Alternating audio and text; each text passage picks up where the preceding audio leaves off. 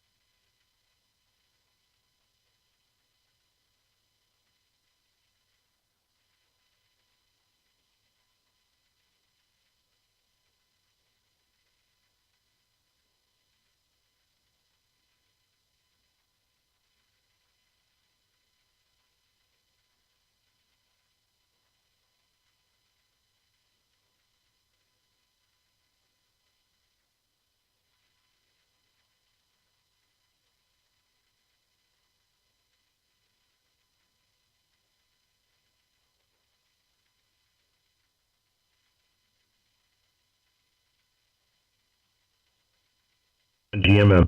All right. Well, you're 20 over 9, Steve, so you're barreling in here like a local.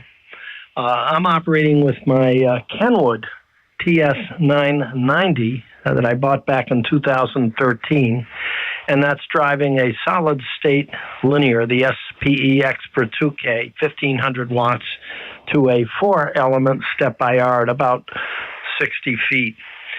Being on a man-made island, I'm surrounded by salt water, east, west, and south. In fact, to the north, we have salt water as well, but there's a home across the street about 600 feet away. But we'll never have any neighbors for several miles east, west, or south. A little further to the east, I'm only 1.5 miles from the Atlantic Ocean, so great location for ham radio. And no antenna restrictions. So thank you for the kind words. The car you're referring to, I had a Chevrolet Volt, which you can still see on my QRZ page, but I've long since sold that. And in fact, I sold off my HF mobile gear, as now we drive all electric cars. The wife has a Tesla 3, I have a Tesla S, and with a hands-free cell phone call, I can operate this station remotely from 160 through 70 centimeters. I control the amp and can rotate the antenna, all with simple touch-tone commands. Very easy to do. If you want to check out that hardware, you guys, which is about the size of a deck of playing cards, look up Remote Shack, one word, remoteshack.com. You'll see some videos of companies in Florida. You call them up, tell them the make and model of your transceiver. It comes ready to plug and play without any modification to your equipment. All you need is a Wi-Fi connection, a dial tone, which if you don't have a landline available in the shack, You could use a free service like Skype that'll give you the dial tone. And then you make your call. Hey, it answers the phone. Jason. In 2 rings, ask for a password. You enter the password, LG, and your equipment turns on. You don't even have to leave your equipment on. And from there, all of your commands, whether it's rotating the antenna or changing frequency, everything gets repeated back to you. So you always have full control. In addition to that, there's a timer. At 2.5 minutes, if the software hasn't had a command from you, a transmit, receive, something, it will ask you, say, are you still there? And if you don't answer by 3 minutes, another 30 seconds, it will assume you've lost your cell phone connection, and it will shut down your equipment until you call back again. And I've used this all over the U.S., Canada, Panama, Alaska, and even Europe. So it works so well. I sold off my HF mobile gear, which you can see in the old Chevy Volt. You have no mobile compromise when you're operating your base station, but of course it only counts as a Florida contact, no matter where I operate from. In September, we're going to fly into Bergen, Norway, and we're going to grab a cruise to the Shetland Islands, the Faroe Islands, Iceland, Greenland, and then across the Atlantic to eastern Canada, Labrador, Newfoundland, down the St. Lawrence Seaway, winding up in Montreal. And I'll be operating this station remotely from all of those places. So that's a little bit about the remote setup. With the former Chevrolet Volt, I think was probably the only hybrid car that was capable of HF from 160 through 70 centimeters. But I had to took extensive measures to mitigate the inverter noise, which was 20/9 across the HF spectrum. Beyond grounding, extensive grounding, I had special EMI resistant spark plugs, wires that I exchanged for the standard. Also, I used the time wave phase noise cancellation device. You set up a separate antenna, a little whip in the hatchback, and the theory being the mobile antenna and the whip both pick up the inverter noise from the hybrid car.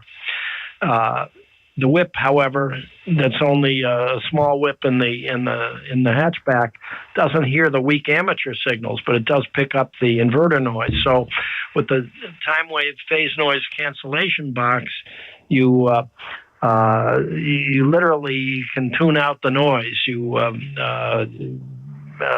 you phase them out, and I was able to knock the noise down by 20 dB. It took actually more than that. It took a 20/9 noise level, knocked it down to an S4.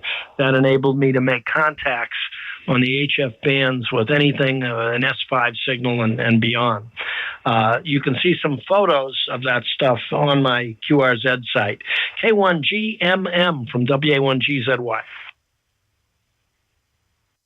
Yeah, K1GMM. I remember seeing that. I don't have it up right now. I'm actually live streaming. I haven't done much of this in a while. So it'll be on my YouTube channel. Later it'll post. But it's live right now. Anyways, the remote side of things, yeah, I get it. Now, I've got this little A57D, very primitive setup compared to what you have had. And I'd put it in the car or the truck, and I would say the first 2 weeks I'd use it, and then the thing just sat in there. And I'm so tempted to put it back in one of the vehicles, but I've played this game before. Especially the way the bands are right now, they're horrid. they've been horrid for a while. And you're running about 10 to 15 over in here. And really quick, I'm on a Sun radio. Sun radio pushing about 400 on the peaks, and a PW1, and the antenna is a ZS6 BKW. I'm down to just 2 antennas. Too much maintenance on all the other crap, and we get bad weather here. A lot of ice, snow, extreme winds, hurricane force winds in the valley here. And I'm tired of fixing stuff, so I've got just the BKW, covers 40 and up, all the way to 6, and the 80-meter Delta, which is out front, 71st, 75, 80, and that's it. So that's what's going on this side.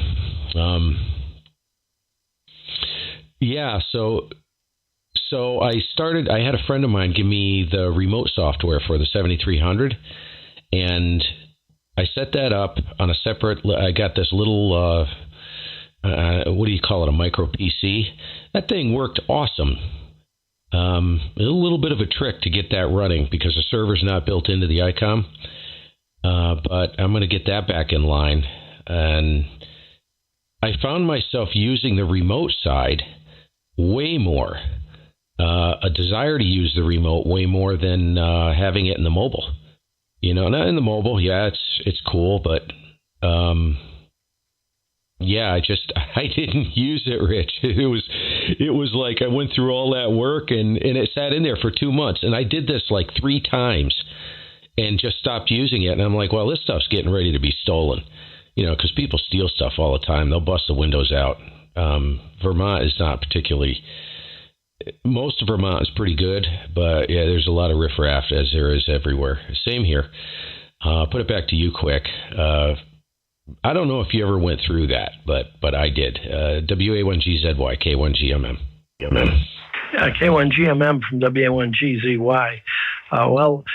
You're 20 over 9, so it's working fantastic. It's really like you're outside the window. Here, the way it's coming in. And I agree with you. The band conditions have been very poor, though the solar flux index is quite high, 214. The A index is 7. Normally, I would think that would portend well for the global communications. I do see some traffic going between North America and Europe, and even South America and Asia at this time. I've got one of these geochron maps that cool. Monitor communications by band in real time. QSP's looking at the must be the reverse beacons and other traffic, but certainly not the way the bands were a month or 2 ago. Something there must be some unusual solar activity that's offsetting the what appears to be favorable solar flux indexes, but that's not been my wheelhouse. So just an observation. I take it you're either taking the day off from work or you may be retired as well, Steve. I got the corporate boot in July of 16, so we've been loafing along ever since that time. K1GMM, WA1GZY. Yeah, I heard you mention that with one of the other folks you were talking to. Congratulations, good for you. At least you're enjoying. And I hear you quite often on the bands, so I usually sit and listen. So I am a creeper. I do a lot of listening, so it's yeah, it's nice. No, I'm hold on. I'm a retired wedding photographer. Yeah, sort of. So I've gotten back into mostly small songbird photography, everything from hummingbirds to local songbirds, and I'm in the process of capturing, retooled all of the photography gear specifically for that. And I've gotten back into that. This was back last January, February. So I relit everything up. I'm working on putting out some books, stuff like that. More of a hobby, not a profession, a hobby. But yeah, that was 2010. I pretty much shut down the wedding photography business. My father became very ill, and he ended up passing away in 2014. And so I take care of both homesteads, this place and my mother's place. She's 91 now. So, and I have a daughter with special needs, Down syndrome and autism. She's 25. She's going to be 26 in September. And so I got my hands full. My wife is still working. I'm 59 years old. Really don't need to work, but I want to work. But it's so difficult, Rich. I'd have to find an employer. I'm not going to do anything for myself at this point. I'm done with that because I've been self-employed since 1987. I'd have to find somebody who's willing to work around my schedule. I have to transport my daughter 2 times during the day. So I have to be available. There's no coverage for her when she's home. She's low functioning, and then I have 2 homesteads to take care of. So I'm kind of stuck. There's really nothing I can do about it. And my wife, she makes way more money than I would make at anything. You know what I mean? So she loves her work. So I'm like, whatever. You kind of figure out a way to deal with it and go. WA1GZY, K1GMM. Oh, K1GMM, WA1GZY. Well, your daughter and mother are very fortunate to have you in taking excellent care of them, and that's what matters. Family should be family first, and I can appreciate somewhat what you may be going through. You're still young. But there definitely is age bias. You get in your 50s and worse in your 60s, and the companies want the younger people. Maybe they work for less, so they don't think we have all of our marbles. But so be it. I enjoyed my time in corporate marketing. I worked about half the years with toiletries, half the years with food products, and in those days, you didn't have remote working. You showed up at the office. And we worked with the traditional media, TV, radio, print, direct mail, billboards. Today, you've got all of the digital social media to deal with, in addition to the traditional means. And somehow you need to navigate a program path that will generate a positive return. If you spent $1, did you get back $2 in sales? Did you get the dollar back, or did you get back 50 cents? You make the wrong decisions, your tenure will be quite short. So I moved around the country working for a number of companies over the years. Some people, Steve said, I just couldn't hold a job. Worked for Gillette, Johnson & Johnson, Schulten Toiletries, which is Procter & Gamble, the Old Spice people, Alberto Culver, Maybelline Cosmetics, and I switched over to foods. Beatrice, which was ConAgra, which was Swift and Eckrich, Land O'Lakes, and later Bongrain, which is a $6 billion global French food company. And once I got the corporate boot from Bongrain, what do unemployed marketers do? We do consulting, and you work for somewhat smaller companies. You'd get an appointment for a year here, 2 years there, and off you go. So finally, in July of 16, I finished up a deal in Denver, Colorado, and I said that's enough. So much has shifted to the digital. If you don't keep up to date with that, you quickly become a dinosaur. And if you came down this way, Steve, we have all kinds of birds. My wife, in fact, I bought my wife for that Audubon book that describes the different birds and being surrounded by the marsh and it's pretty sick, not having any GPS? neighbors east, west, or south for several miles. Stuff. We've got the blue herons, eagles, egrets. Hope you're well, buddy. I think she's called it pileated woodpeckers. She knows the birds. They're here quite often. K1GMM from WA1GZY. Yeah, very good. That's what's your favorite bird? Just out of curiosity. So you're familiar with that stuff. What would your favorite bird be? Well, I like this woodpecker. I think she calls it a pileated woodpecker. It's got a tuft, and they show up in the morning at the on the palm tree looking for bugs. Over. Yeah, Roger. Yeah, here's one of my ham radio friends, Gary. I can't remember his call sign. I haven't spoken to him in a couple of years. He's up in the North Canadian border in Vermont here. He told me, and it's really fun. You can download this app on your phone. It's Bird Calls, and he calls in. He says it's actually a little terrifying because pileated woodpeckers are huge. They're huge. What are they? Probably 16 inches tall, 18 inches tall, something like that. They're massive.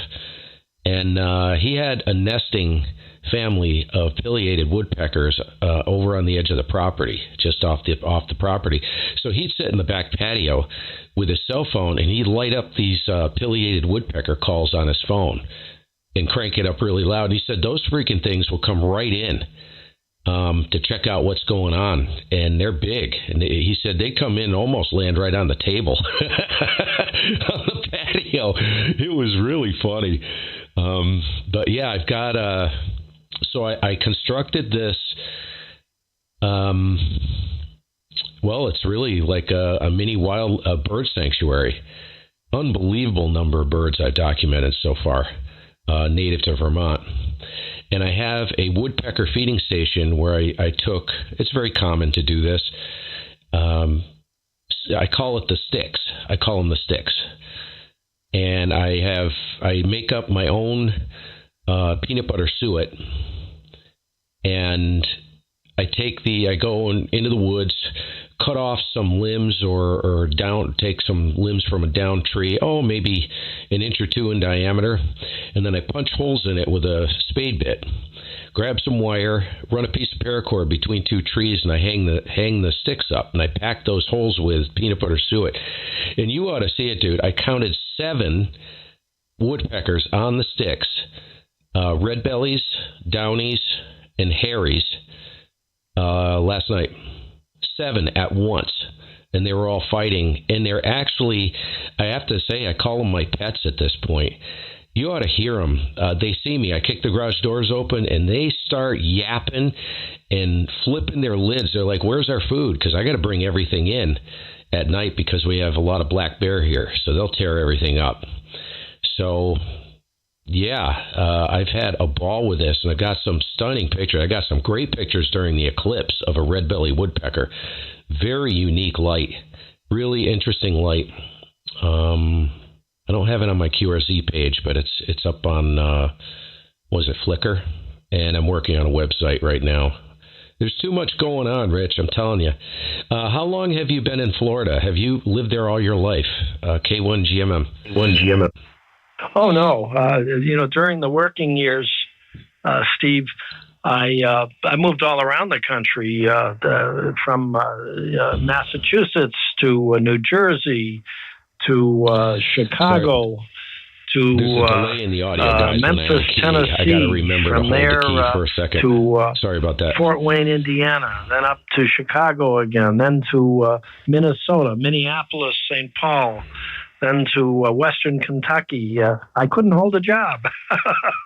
So from Kentucky, once I left corporate world, we took assignments in South Florida, Central New York, Denver, Colorado. Finally said, that's it.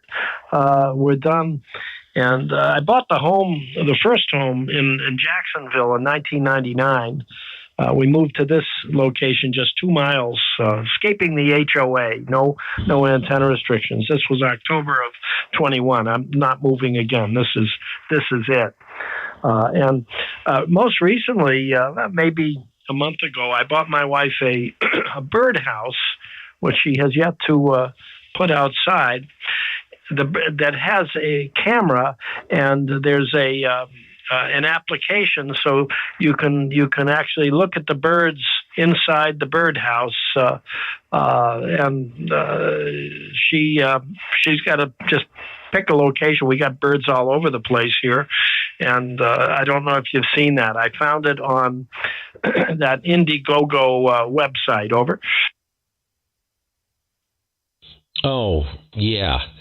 What is the birdhouse specific to a certain bird, or is it just a general birdhouse? They have openings. In other words, you can narrow the opening or make it wider depending on what type of birds you want to attract in there. She again, I got it for her as a gift, and again, it has the camera inside, so if the birds are inside, you can look at them on your cell phone. Over. Oh, I've seen that. I've seen videos of that, I think, on YouTube. I'm like, how the heck do they get the cameras in there? That's a special kind of birdhouse. Yeah, the reason why I ask is I was going to do a birdhouse for bluebirds, because I've seen we have bluebirds here. The problem is that these, what type of sparrow is it? It's a certain kind of sparrow, house sparrow. Might be house sparrow, or I can't remember. They will kill the bluebirds, so they'll infiltrate the nest, and they'll get in there and actually kill the bluebirds, and you got to keep track of that stuff. And that's just one more thing I don't have time for, and I don't want that to happen. I love bluebirds. They're not as prolific as a cardinal. You know what I mean? So if you have bluebirds around, you kind of, I don't know. I'd love to do it. And I know they're here, so they're nesting somewhere. Somebody's probably got a nesting site for them. But yeah, pretty cool. I don't want to hold you up too much, Rich. If you want to pick up some other calls, so don't let me tie you up there. Over. Oh no, I've got nothing but time. Every day is another day off. We don't have anything anything on the calendar today. No appointments, no club meetings, and so forth and so on. Yeah, my wife, she keeps track of the birds. We have bluebirds here. We've seen hummingbirds. They say there's an eagle's nest not too far away. And being on the Intracoastal, you look out our kitchen window, there's the Intracoastal waterway that runs from South Florida all the way up the east coast to Canada. You have all kinds of wading birds, blue herons, egrets. They're all here. So we enjoy it. It's nice not to have neighbors that are around the house. Only closest neighbors to the north, 600 foot to the north, but nothing but nature and the salt water and marsh and trees east, west, and south. Over. Yeah, I was farting around in there, Glenn.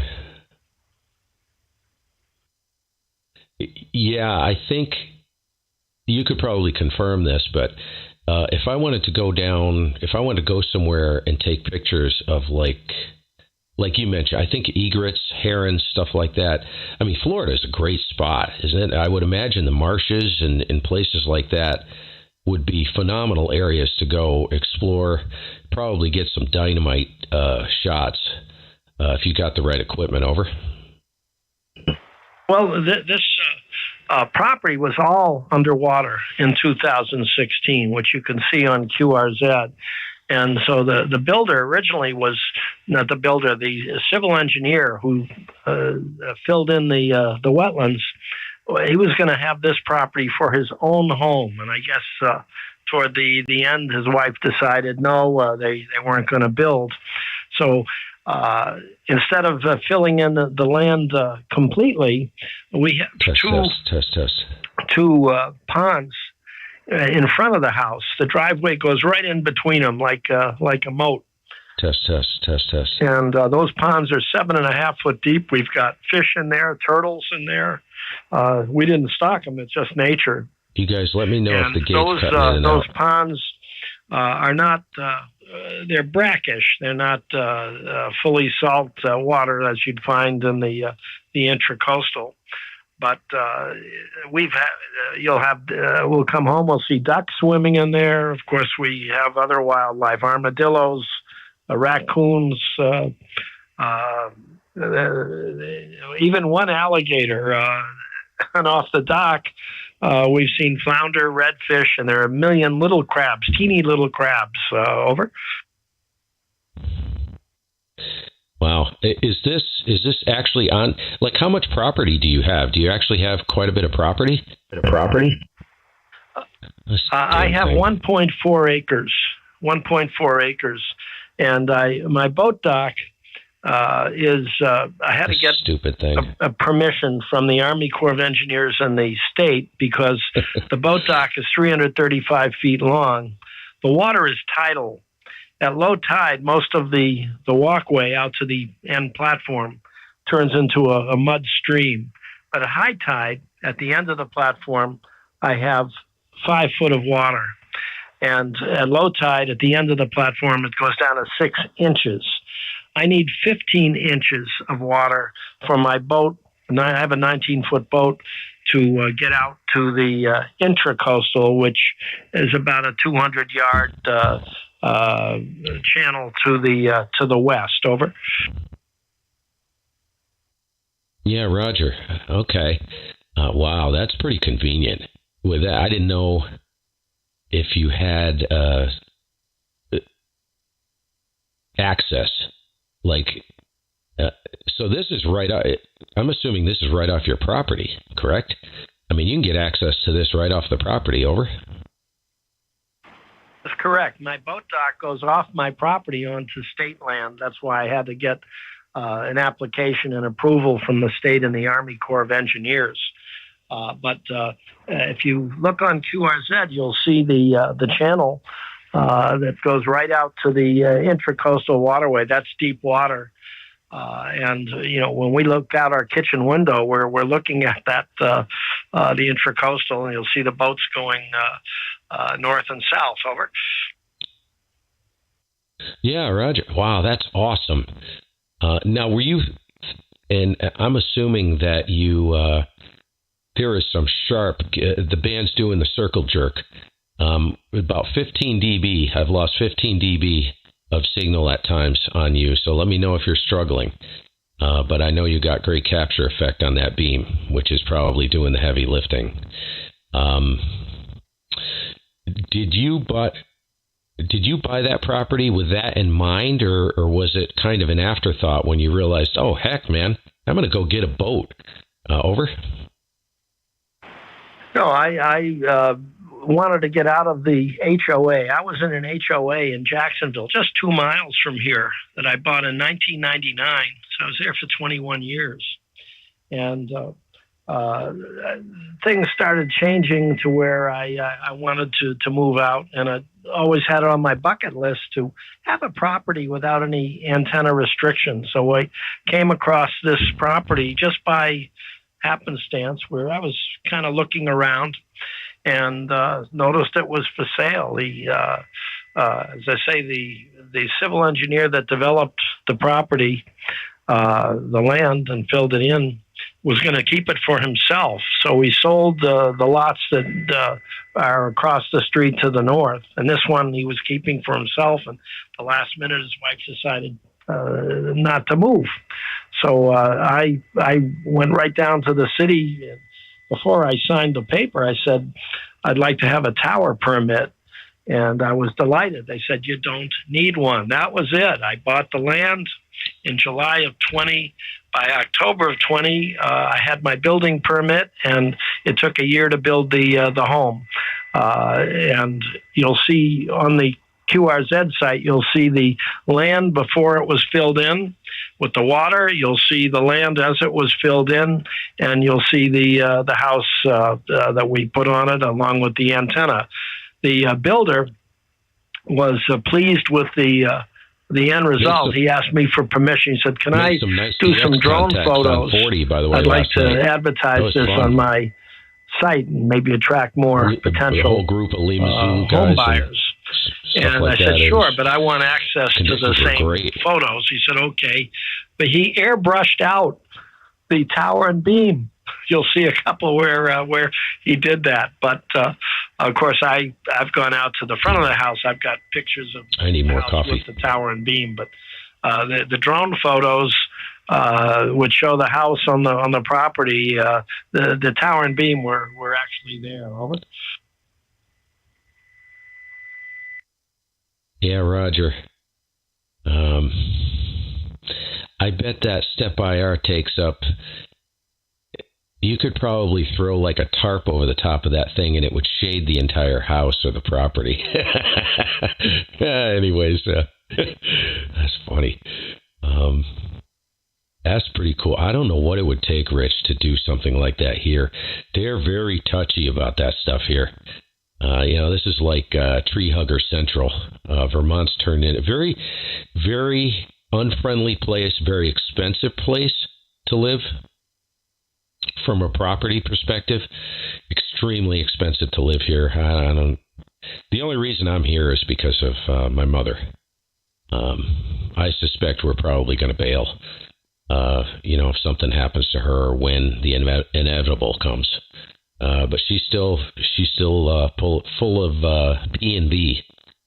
So 91 years old, she's still out working in the garden and everything else. So she's still going. She's slow. She's moving slow, as you can imagine, but she's still going. Still working.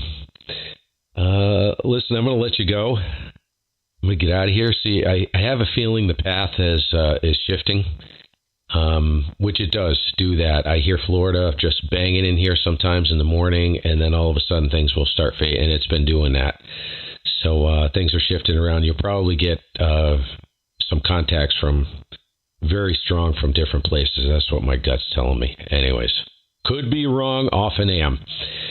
But I'm going to say 7-3. I'm going to go up and get another coffee, do some poking around, I got some clerical work. I got one of those little MLA 30 pluses coming, those little receive antennas, because I suspect that this BKW, it's got decent amount of teeth, but I suspect it's a little bit down on receive. So I've got one of those, cheap little MLA 30 active loops antennas coming today. So I'll be farting around with that and do the initial comparison, see how it hears compared to the BKW. And what I may end up doing is using that strictly on receive and then use the BKW for transmit. I know it sounds a little silly, but I don't know. It's something to play with. WA1GZY. I'll let you put the steel toe in the back end here. K1GMM. Very good, Steve. My mom is also 92. She lives in Needham near Boston, and I'm trying to get her to move down here. She could live with us, or I could find her a place if she wants to be a little more independent. But I think she's like your mom. She's very independent. But she lives in the house alone. My dad passed away in 2011. And all of her friends are dead or immobile. There's no one left. So, why are you living in an empty house 1,000 miles away plus from any family? So we're trying to get her to come down here. I'd show her around, and we certainly have room for her to move in. But I know what you're talking about. By the way, your signal has been consistent. It runs between an S9 and 10/9, just solid. So that QSB you were referencing can vary by 10 dB or more, but just a wonderful signal, Steve. So have your coffee. Thank you for another great contact, and hopefully we'll find each other again. Good to talk back with a fellow New Englander. K1GMM 73 from Jacksonville Beach. This is WA1GZY. Yeah, thanks again, Rich, for picking me up, and always memorable when I run into you. You're always right there. When I hear you, I go, oh, yeah, I know Rich. I know who that is. I'm on a cognitive decline, so a lot of people, for some reason, I just remember the stuff we talk about, and it's been years. I think, what was the last contact, 2019 or something? That's 5 flipping years, man. I think. I don't know. I got to go back in the log and look. I think it's pre-2020. So, I don't know. Something about you, dude. But always fun. Always fun. Some of it's ham radio related, but it's nice to kind of break away and actually get to know people a little bit. You know, get the formalities out of the way. And like I always say, cheese is extra. It's always extra. We'll see you later there, Rich. Have a good day, and appreciate it again. WA1GZY. We'll talk soon. K1GMM. Steve, well, again, it's been great to chat, and I think I'll remind the XYL, hey, when are you going to get that birdhouse with the camera out there that I bought you? Maybe it was 2 months ago. It's still sitting in the box here. 73 K1GMM WA1GZY. Yeah, 73 Rich. K1GMM clear. GMM clear.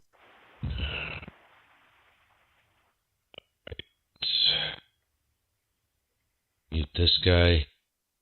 All right, guys. Hey, that was kind of fun. I hear Rich, whenever he's on here, he's always strong, and it's like, geez, I got to talk to him again, because he's always interesting.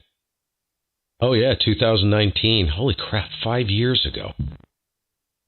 Wow. Crazy.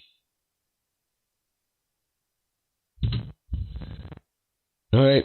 We will see you guys later. I'm going to go ahead and shut down. I may be back. I was going to call CQ, but I was like, screw it. He's fun to talk to. We'll see you later.